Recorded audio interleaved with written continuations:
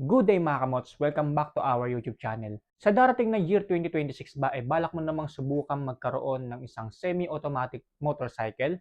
At nag-iisip-isip ka na kung ano-ano ba yung mga motor na semi-automatic na available na dito sa Pilipinas? Well, sa video na ito, pag-uusapan natin, share ko sa inyo mga kamots, yung ilan sa mga semi-automatic motorcycle na pwede nyong bilhin at available na dito sa Pilipinas sa susunod na taong 2026. Kaya naman kung nagbabalak kang magkaroon ng semi-automatic motorcycle, nako, tapusin mo itong buong video na ito para malaman mo kung ano yung mga available na motor under semi-automatic na pwede mo na mabili dito sa Pilipinas. Kaya naman huwag natin patagalin pa yan, simulan na natin.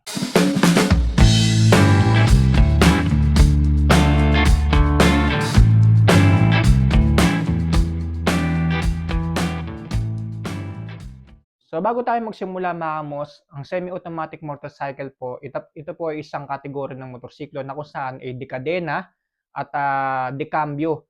Pero ang kaibahan lang nito mga kamos, sa full manual is wala siyang clutch. Wala kang pipigiing clutch sa left side ng manibela niya. Itong mga semi-automatic motorcycle na ito, pag pinaandar mo, para ka lang din naka-scooter. Kakambyo ka lang or magtitimpla ka lang ng gear and then pipihit ka na ng throttle. And then naandar na siya, no? So, ganun yung mga semi-automatic motorcycle. So, ano-ano yung mga yan? Eto, panoorin niyo. First on our list itong Honda Wave RSX 110. Ang Honda Wave ay may tuturing isa sa mga pioneer motorcycles ni Honda dahil dito sa motor na ito mas lalo silang nakilala. And as the years goes by, ang Honda Wave nga ay patuloy pa rin nag-e-exist sa kasalukuyang panahon. At sa mga kasa nga nila ay makikita nyo itong bagong model ng Honda Wave, ang RSX 110 na mayroong 109cc engine displacement, 4-stroke single cylinder, naka-single overhead cam at naka 2 valves, naka PGM FI at naka air cooled. At mabibili mo naman itong bagong Honda Wave na ito sa 62,900 pesos para sa naka drum brake at 64,900 pesos naman para sa naka disc brake, na available pa rin sa 2026 sa mga kasa ni Honda. Bukod kay Honda Wave, nandyan din ang Honda RS125 FI, isang semi-automatic motorcycle din mula kay Honda. Ang walang dudang tinangkilik din ng masang Pilipino simula pa noong naka-carb type pa ito. At ngayon naka-FI na ito mas lalo pa itong binibilis dito sa Philippine market. Hindi lang dahil sa angas ng forma nito, hindi isa sa mga dahilan ay ang pagiging matipid nito pagdating sa pagkonsumo ng gasolina. Meron itong 125cc engine displacement, 4-stroke single cylinder, naka-single overhead cam with 2 valves, naka PGM FI at naka air cooled. At mabibili mo naman ito sa halagang 75,900 pesos sa mga kasa ni Honda. Next naman ay itong Honda XRM 125 FI. Medyo may pagka dual sport naman ng forma nito compared sa RS125 FI. Na bagay sa mga pang city rides at pwede rin pang mga trail rides dahil sa forma at style ng motor na ito, na talaga namang mabenta rin sa mga market ni Honda. Ito po ay mayroong 125cc, naka 4-stroke single cylinder, naka single overhead cam at naka 2 valves din, naka PGM FI at naka air cooled. At mabibili mo ito sa halagang 71,900 pesos para sa naka DS at 75,400 pesos naman para sa naka DSX. And lastly, 76,900 pesos para sa naka motard. Ito yung naka mags na available pa rin sa mga kasa ni Honda sa susunod na taon. Kay Yamaha naman tayo, nandyan na nag-iisa nilang semi-automatic motorcycle na Yamaha PG1 na pinaghalong classic pero rugged ang design, na ginagamit din ng mga iilan sa mga rough road na daan dahil sa disenyo ng gulong nito. Itinuturing nga itong isa sa mga unexpected motorcycles mula kay Yamaha na inilabas dito sa Pilipinas. Dahil sino nga ba naman na mag-aakala na dadalhin ito dito ni Yamaha? Meron lang itong 114cc engine displacement, 4-stroke single cylinder, naka single overhead cam with 2 valves, naka FI at naka air cooled. Nung una nga itong inilabas dito na Yamaha maraming nagtaas ng kilay dahil sa taas ng presyo nito. Pero ngayon ay ibinagsak na ito ni Yamaha at mabibili mo ito sa mga kasa nila sa halagang 82,900 pesos. Kaya naman sa 2026 may pagkakataon ka ng bilhin itong Yamaha PG1. Let's move on to Suzuki. Of course, nandyan ang kanilang Suzuki Smash Carb 115. Ang Suzuki Smash ay tinuturing isa sa mga legendary semi-automatic motorcycles mula kay Suzuki. May maangas at aggressive na itsura habang nandun yung pagkatipid niya pagdating sa pagkonsumo ng gasolina. Na yun din ang naging dahilan kung bakit naging mabenta rin itong motor na ito mula kay Suzuki. Meron itong 113cc engine displacement, 4-stroke single cylinder, naka single overhead cam with 2 valves, naka carburetor type at naka air cooled. At available pa rin ito sa mga kasa ni Suzuki until 2026. 2026 na mabibili mo sa halagang 63,400 pesos para po sa naka-spokes type at 68,400 pesos naman para sa naka-mags type. Kaya naman kung trip mo itong Suzuki Smash Carb, pag-ipunan mo na yan sa susunod na taon. Kung merong Suzuki Smash Carb, of course meron ding Suzuki Smash FI. At dahil sa meron na itong FI, pinaniniwala ang mas lalo pang tumipid ito pagdating sa pagkonsumo ng gasolina.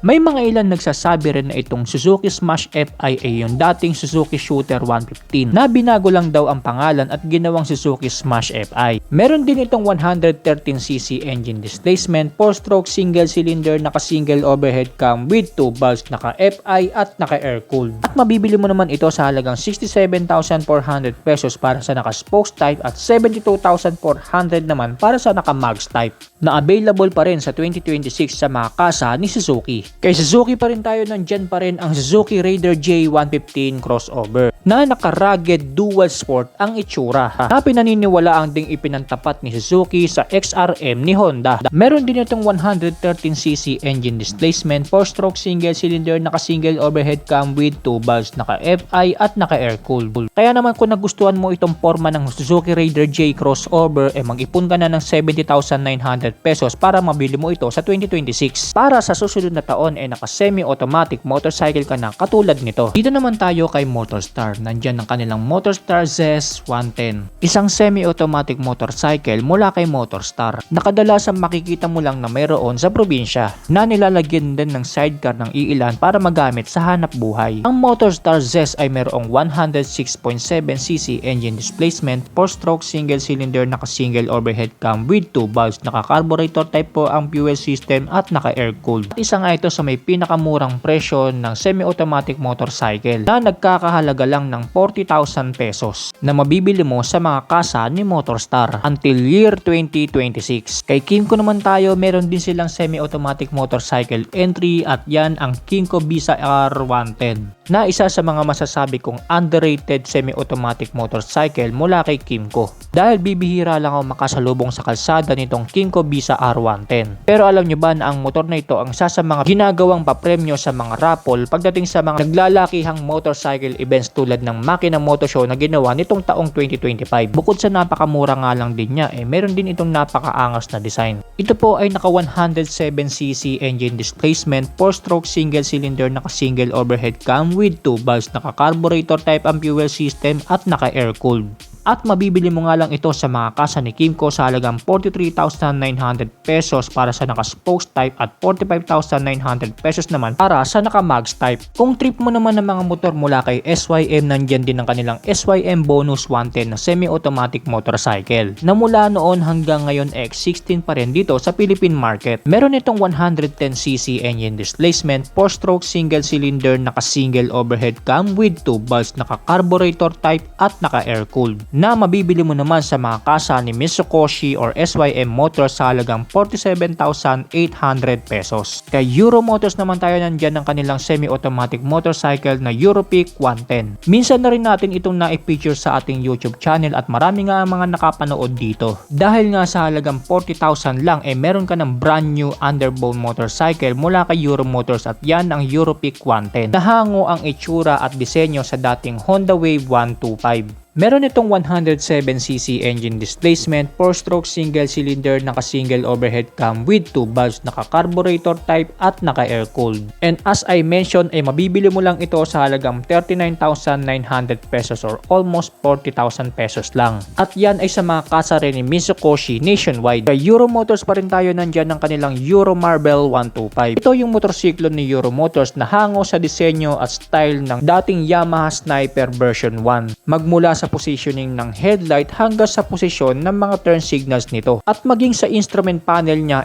kuwang-kuha niya rin yung forma ng Yamaha Sniper version 1 na mapagkakamala mo ngang legit na sniper to sa biglaang tingin. Ang Euro Marble ay mayroong 125cc engine displacement, 4-stroke single cylinder, naka-single overhead cam with 2 valves, naka-electronic fuel injected at naka-air cooled. At mabibili mo naman ito mula kay Mitsukoshi sa halagang 57,900 pesos. pesos. Kay Rusi Motorcycles naman tayo, nandyan ng kanilang Rusi Blade 125. Ginaya naman nito ang itsura at disenyo ng legendary smash carb ni Suzuki. Magmula sa headlight hanggang sa posisyon ng mga turn signals nito hanggang sa pinaka taillight niya. Nabinansagan ding budget may Suzuki Smash pero mula kay Rusi Motorcycles. Meron itong 125cc engine displacement, 4-stroke single cylinder, naka single overhead cam at naka 2 valves, naka carburetor type din at naka air cooled. At available pa rin ito sa mga kasa ni Rusi Motorcycles na mabibili mo sa halagang 44,500 pesos. Kaya naman kung tight lang ang budget mo sa susunod na taon at gusto mo magkaroon ng pang service pang araw-araw lang, itong Rusi Blade 125 na ang hinahanap mo. At kung budget meal XRM naman ang hanap mo, huwag ka mag-alala dahil meron ding ganyan si Rusi, at ito ay ang Rusi Ultra 125 Sports. Nahango ang design at style ng pagka-dual sports nito mula sa Honda XRM. Mula sa napakaangas na headlight hanggang sa napakagandang taillight nito, na walang dudang marami rin ang bumili at nakapag-release na mula sa Rusi Motorcycles. Meron itong 125cc engine displacement, 4-stroke single cylinder, naka single overhead cam with 2 valves, naka carburetor type din at naka air cooled. Na available pa rin at mabibili mo sa mga kasa ni Rusi Motorcycles nationwide sa halagang 55,900 pesos only. Kaya naman ako, kung hanap mo ay ganitong budget meal XRM, mag-release ka na sa Rusi Motorcycles sa susunod na taon. At panghuli nga sa listahan natin ng semi-automatic motorcycle na mabibili mo sa 2026 ay itong Bristol Cabro 125. Nahango sa classic vintage ang style at design. Una nga itong inireveal sa nagdaang Makina Moto Show nitong 2025 lang, at marami nga ang nagulat dahil meron palang ganitong design ng motorsiklo. Nakakalain mo talagang bumalik ka sa nakaraan dahil sa napaka-vintage at classic ng design nito. Magkagayon pa man, hindi rin nagpahuli sa mga modern features itong Bristol Cabro 125. Meron itong 125cc engine displacement, 4-stroke single cylinder, naka single overhead cam with 2 valves, electronic fuel injected at naka air cooled. Meron itong mga pangmalakasang modern features tulad ng keyless, single channel ABS at TPMS or tire pressure monitoring system na makikita mo sa digital instrument panel nito. At mabibili mo naman ito sa mga kasa ni Bristol Motorcycle nationwide sa halagang 128,800 pesos. Kaya naman kung ang hanap mo ay isang motorsiklo na classic vintage ang vibe, maaaring itong Bristol Cabro 125 na ang hinahanap mo, na available pa rin sa mga kasa ni Bristol Motorcycles sa 2026. Yan ang mga semi-automatic motorcycles na available na at mabibili nyo pa rin pagdating ng year 2026 dito sa Pilipinas. Kaya naman kung nagbabalak ka magkaroon ng ganitong uri ng motorsiklo, ayan, so sana natulungan ko kayo sa video na ito regarding sa mga specs ng mga hinahangad nyong semi-automatic motorcycles na magkaroon sa year 2026. So muli, maraming salamat sa inyong panonood. Stay safe, ride safe always.